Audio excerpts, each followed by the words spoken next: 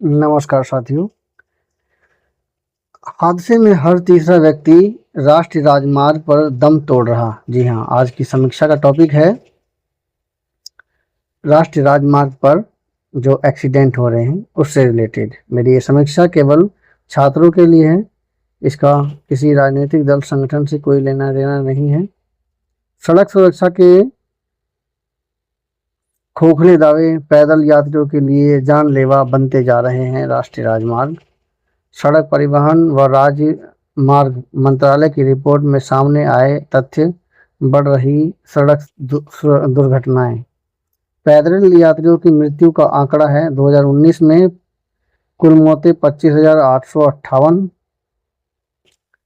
2020 में 23,124, 2021 में 29,124, 2022 में 32,825, 2023 में 35,221, 2024 में 36,526। देखिए, मरने वालों की संख्या ये है, पैदल यात्रियों की मृत्यु का आंकड़ा है क्रमशः। और राष्ट्रीय राजमार्ग पर मृत्यु जो हो रही है 2019 में 7749 यानी कि 29.96% हो रही है। तो उसका भाई 25,858 में से 7,749 जो है मौतें हुई है, यानी कि 29.96% हुआ। 2020 में 7,753 यानी 33.52, 2021 में 9,462 यानी 9,462, 32.48%। 2022 में 10,160, 30.45%। 2023 में 11,180, 31.74%। 2024 में 11,386, 31.17%। तो ये तो है पैदल यात्रियों के मरने का आंकड़ा, और राजमार्गों पे मर रहे हैं उसके आंकड़ा था ये। सड़क परिवहन एवं राजमार्ग मंत्रालय सड़क सुरक्षा के लिए जितने भी दावे लगातार कर रहा है वह सब एक बार फिर खोखले साबित हुए हैं। 2024 में हुए सड़क हादसों और उससे प्रभावितों का आंकड़ा तो पहले ही आ चुका था, लेकिन हाल ही में मंत्रालय द्वारा जारी 2024 की रिपोर्ट में यह चिंताजनक तथ्य को उजागर किया गया है कि राष्ट्रीय राजमार्ग पैदल यात्रियों के लिए अधिक जानलेवा साबित हो रहे हैं। 2019 से 2024 के बीच में 1.8 लाख से अधिक पैदल यात्रियों की जान सड़क हादसे में गई है, जिसमें से राष्ट्रीय राजमार्ग पर हुई मौतों का आंकड़ा 30% से अधिक है। बताइए, यदि सड़क दुर्घटना का शिकार बन रहा हर तीसरा पैदल यात्री राष्ट्रीय राजमार्ग पर जान गंवा रहा है, तो ध्यान रहे कि हादसे लगातार बढ़ते जा रहे हैं। तमाम दावों और वादों के बावजूद सड़क दुर्घटनाएं बढ़ रही हैं। रिपोर्ट के मुताबिक जो आपको लिस्ट बताई है ये दी हुई है, जिनमें हालांकि सर्वाधिक मृत्यु दो पहिया वाहन सवारों की हुई है। दो पहिया यानी कि स्कूटर हो गए और बाइक हो गए, सबसे ज़्यादा इन्हीं से ही हुई है।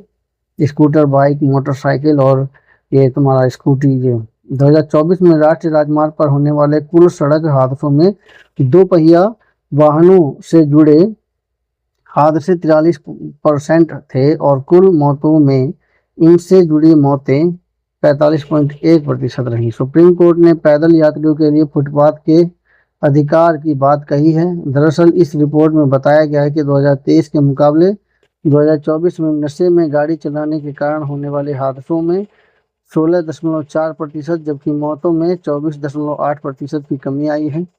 गलत दिशा में वाहन चलाने वाले मामलों में 8.8% की कमी आई है। तो भाई देखो, कुछ तो कारण है, मानवीय गलतियां हैं और आबादी हमारे देश की बढ़ गई है। ये जो बात बता रहा हूँ मैं, ये अपनी ओर से बता रहा हूँ, लेकिन इसका जो कारण है ये सुरक्षा भी है। भाई सुरक्षा ही बचाव है, पहला रिस्क तो यही है। और दूसरा बात है कि जो दो पहिए वाहन हैं, उन दो पहिए वाहनों को इस प्रकार से डिजाइन किया जा रहा है कि अगर कभी कोई दुर्घटना घट जाए तो आदमी के सबसे पहले पैर के ठुकने ही टूटेंगे और वो गिरने के बाद फिर पीछे से झटका लगेगा और पीछे की साइड जो भी बैठा होगा वो भी गिरेगा। कहने का मतलब है, जबकि पहले आपने सुना होगा LML वेस्पा करके कंपनी थी, अगर बाई चांस चोट भी लग जाती थी तो घुटने नहीं होते थे, केवल घसीट सी पाते थे। कहने का मतलब ये है कि एकमात्र डिजाइन से लोग सेफ हो जाते हैं। दूसरी बात, अब पहले जैसा जो वाहनों की जो मजबूती है, पहले जैसी वाहनों की मजबूती नहीं आ रही है। पहले वाहन मजबूत आते थे ताकि अगर घसीट भी जाएं तो भी हम सेफ रहें। तो अलग अलग कंडीशन में ये सब चीज़ें काम देती हैं। अगर हल्का वाहन हो, स्पीड ज़्यादा हो तो तेज़ ज़्यादा लगेगा। तो कहने का मतलब है कि अलग अलग कंडीशन में अलग अलग चीज़ें अप्लाई होती हैं। सबसे बेहतरीन तो यही रहेगा कि सुरक्षा हटी, सावधानी हटी और दुर्घटना घटी। मतलब कहने का मतलब कि रोड हो और रोड पर अगर आप पैदल चल रहे हो तो किस तरह से दुर्घटना हो सकती है, और दो पहिया वाहन हो तो उस पर किस तरह से दुर्घटना आए दिन देखने में आती हैं। सड़क पर अगर राजमार्गों पर चले जाएं तो आपको जगह जगह पर उसके निशान, एक्सीडेंटों के निशान दिखते चले जाएंगे।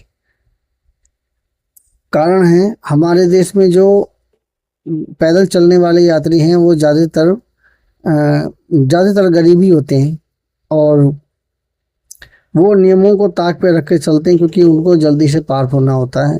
और वाहनों को भी, वाहन भाई लिया ही इसीलिए है कि वो जल्दी से जल्दी पहुंचाए। तो जब दोनों की जल्दी रहती है तो सावधानी हट जाती है, और जब सावधानी हट जाती है तो दुर्घटना घट जाती है। रही सवाल, दो पहिया वाहन जो है वो कहीं भी सुगमता से आसानी से जा सकते हैं, आ सकते हैं, इन कंपैरिजन चार पहियों के। तो ऐसे में जो दो पहिया वाहन है वो ज़्यादा से ज़्यादा लोग चलाते हैं, लेकिन उसमें दुर्घटना होने के चांस होते हैं। लेकिन पहले की कंपनियों में उस दुर्घटना को बचने का कोई सलूशन था, आज की कंपनियों में वो दुर्घटना से बचने का कोई भी सलूशन नहीं है। और सबको जल्दी रहती है, इसलिए लोग पेट्रोल की गाड़ियों का उपयोग करते हैं। अगर ऐसे में हम बैटरी की गाड़ियों का उपयोग करें तो ज़्यादा बेहतर रहेगा। और साथ में अगर कंपनियों से अगर ये सुझाव दें कि जिस प्रकार से ये एलन मस्क की गाड़ी में वो लगा हुआ है कि अगर हम अचानक से कोई ब्रेक मारे तो वो ब्रेक एनर्जी के रूप में कन्वर्ट होकर के बैटरी में स्टोर हो जाता है। तो अगर इस प्रकार से अगर वो धीरे धीरे करके बाकी कंपनियां भी अपने अपने वाहनों में इसका इस्तेमाल करना शुरू कर दें तो दुर्घटना के समय में, अगर खास करके दो पहिया दुर्घटना के समय में, दो पहिया वाहनों की दुर्घटना में जो व्यक्ति होगा और जो यात्री होगा, मतलब जो सड़क पे चल रहा होगा, वो दोनों ही काफ़ी हद तक सेफ हो सकते हैं।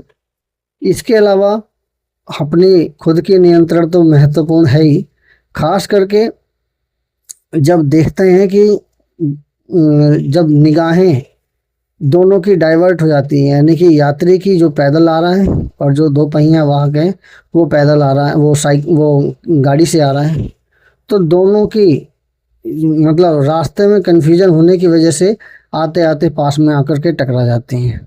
तो ऐसी दुर्घटना में बचने के थोड़े से चांस हो जाते हैं, क्योंकि समय मिल जाता है और ब्रेक लग जाता है। लेकिन ज़्यादातर अगर जो दुर्घटना होती है, जो भयंकर होती है, उसमें अचानक ही घटने वाली घटना, जैसे कि अचानक ही सामने आ गया यात्री, अचानक ही कोई दूसरी गाड़ी आ गई, या ब्रेक नहीं लगा, या अचानक ही ब्रेकर आ गया और उसकी वजह से झटका लगा और मुड़ गए, या हमारे को समय नहीं मिला, समय रहते ही हमने ब्रेक नहीं मार पाए, उसकी वजह से घटना घट गई। तो ये जो घटनाएं हैं, इस घटना में एलन मस्क वाला जो सिस्टम है, ब्रेक लगने पर वो गाड़ी ऑटोमेटिकली बिल्कुल स्टॉप जैसी सिचुएशन बना लेगी, और जो एनर्जी होगी, जिससे कि जो एनर्जी होगी ना, वो कन्वर्ट होकर के बैटरी में इकट्ठी हो जाएगी। और ऐसा करने से फ़ायदा क्या होगा? ऐसा करने से बेनिफिट ये होगा कि बाकी गाड़ियों को काफ़ी ज़्यादा क्षति हो जाती है ऐसे इमरजेंसी ब्रेक लगाने पर, परंतु ऐसी स्थिति में वो कंट्रोल में रहेगा। तो मैं समझता हूँ कि प्राइवेट कंपनियां भी इसे किसी तरह से अपने अपने वाहनों में लगाएं ताकि इस प्रकार की कोई दिक्कत ना आए। इसके अलावा और भी कई तरीके हैं। मेरी समीक्षा कैसी लगी कृपया कमेंट कीजिए, चैनल को सब्सक्राइब कीजिए। धन्यवाद।